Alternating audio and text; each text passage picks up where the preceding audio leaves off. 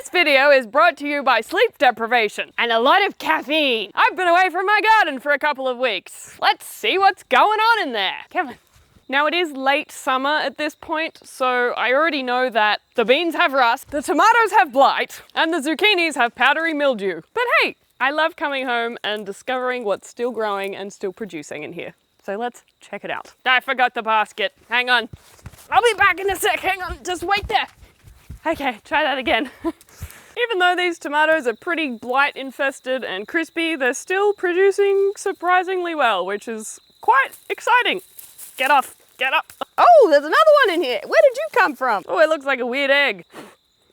Tomatoes are struggling with blight. The rusty beans and the powdery mildew on the zucchinis is all because we've had a really wet summer. Humid, basically, which is all very disease inducing in plants like these. Now, I did plant a lot of tomatoes and cucumbers in these new wicking beds, and they seem to be spreading the diseases amongst themselves. So I definitely made a mistake in planting so many of them so close together. I did want to put all of the really moisture-loving plants in the wicking beds. Then we got so much rain that it was kind of a moot point. Also fruit fly, of course. And if you want to watch my video on fruit fly management, go and check that out. But they've been attacking the tomatoes as well. So all the things I talk about with peaches, we have to do with the tomatoes. I can't reach that one. So these ones on the outside of the garden bed, which are further away from the tomatoes, are doing much better. As you can see, we're getting lots of cucumbers off these. This is probably the thing that's doing the best this year out of everything. God, that's a big boy. So I won't be planting tomatoes and cucumbers near each other again. So, I mean, this one's still a little crispy just because of the weather we've been having, but it's definitely doing a lot better than the ones next to the tomatoes. So, good to know.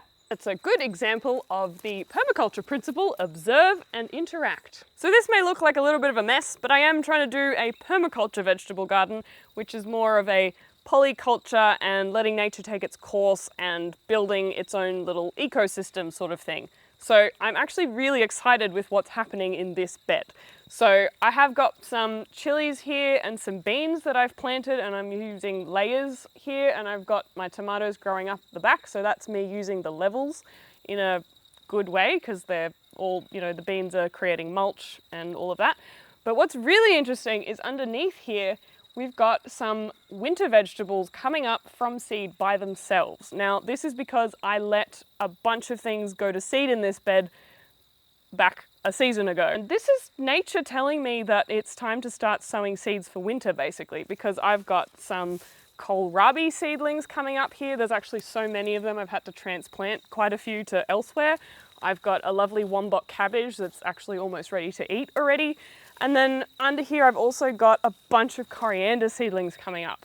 So in this way, I've actually created a natural succession without me having to do anything, which when I go away for work, it's really nice to be able to come back and discover things like that. I know when I first started gardening, I found it difficult to think that far ahead for like the next season when I'm still dealing with the produce from this season. But this is a really good way of nature itself telling me that, hey, it's time to put seeds down for the next season. And also it's just doing it itself, so I don't actually need to sow my own coriander seedlings or my own kohlrabi seedlings right now because there's a bunch here. I just need to sort of redistribute as I see fit. So that's exciting. In a similar vein, there's a bunch of garlic scattered around that apparently I missed when I harvested it in midsummer. And it's now just coming up by itself. So look at all this garlic that has sprouted. So that's also telling me that, oh dear, it's time to put garlic seeds down.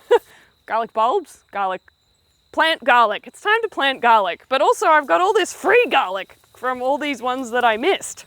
Haha! Oh look, beans.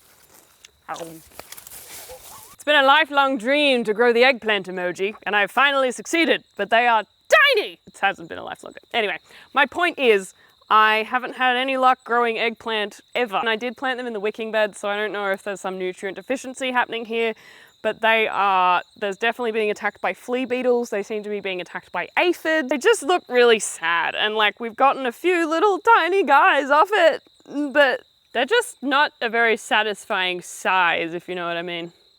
If anyone has any advice on how to grow eggplant better, I'd really like to be able to grow it, but I'm not having any luck so far. So please let me know in the comments down below.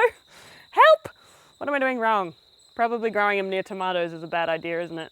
If you watched my spring chaos garden tour, you may recall that I accidentally perennialized my broccoli. Well, I'm pleased to report that they're still going, and not only did they survive the summer, they're actually now producing broccoli heads again. Like, they got really eaten by caterpillars and stuff, but they've survived, and now that the weather's cooling down a little bit in late summer, they've already started producing broccoli heads. So while I'm still putting more broccoli seedlings down for the winter, there's broccoli coming on the plants that are still alive, so that's really exciting. Bonus broccoli again! Ha ha! When it comes to powdery mildew and zucchinis, we tend to get it a lot here, especially at the end of the season. It's a really good example of how monoculturing and polyculturing are very different. So this zucchini here, which we had a bit of wind, so it's fallen over, it did look a lot better than that. I'm trying to grow it up a stake. Anyway, this zucchini here is not very affected by powdery mildew, which is great. But you'll notice that there's no other zucchinis anywhere near it. So that's helping it to stay disease-free. Whereas, I was a silly dum-dum and planted 4 zucchini plants all next to each other, but then one of them got powdery mildew, and before I knew it, all 4 of them had it. And now none of them are really producing very well anymore, and I should probably just get rid of them. So it's a really good example of how monoculturing just breeds disease, whereas polyculturing, which is planting all kinds of different things with each other, they're just naturally more resilient that way, whereas this way they're just going to spread the disease amongst themselves. So next summer I'm going to be better at spreading the zucchinis out. This cute little guy is a French breakfast radish. Isn't he so small and cute? Very tasty too. At the beginning of summer / late spring, I let some of these go to seed so that I could save the seeds and plant another round. And this is how tall they get when they go to seed. Isn't that amazing? It's this tiny thing and it turns into this monster. It's taller than me. So then all I need to do to plant more of them is just like squidgel this over a garden bed, and I've got a carpet of more radishes, which I do have in fact over there. Oh, there's also dill coming up by itself here. That's fun. I also let a lot of dill go to seed, so there's a lot of dill coming up. Yay! I am a dill as well. Oh no, this fell over in the wind. We've had a lot of storms here apparently, so things are falling out. Oh my god, there's a capsicum on it! Ha ha ha! Look at this! Oh, I don't know what kind this is off the top of my head, but this is the long, thin capsicum. And this is much more fruit fly resistant. The other type, which I'm also growing, haven't had any luck with because fruit fly. Go watch that video. But yay, this kind of capsicum cooks up really well, so that's good. That's going in dinner. Oh my god, look, there's beans! Yay! I'm gonna have so many beans for dinner! Now I get to go forage through the rest of this wild garden bed and find all the beans. It's like so overgrown in here, I feel like I'm foraging through the wilderness for my food. It's quite fun to just discover what's going on in here. Oh, there's more beans. It's definitely not a quick process, but I do find it very nice to come home from the middle of the city and touch a lot of plants, especially when I'm harvesting the food that I'm going to eat, that I know I've grown myself, that is clean and healthy. It's like a journey of discovery every time. What's in here?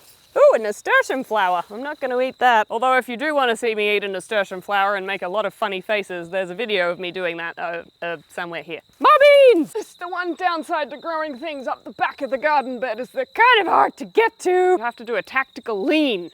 Nope. Okay. Look how much I found. It's very exciting.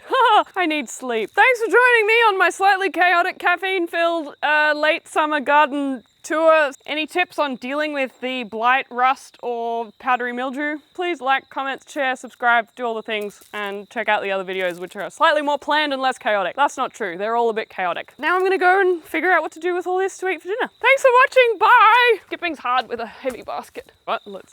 Sorry, cut.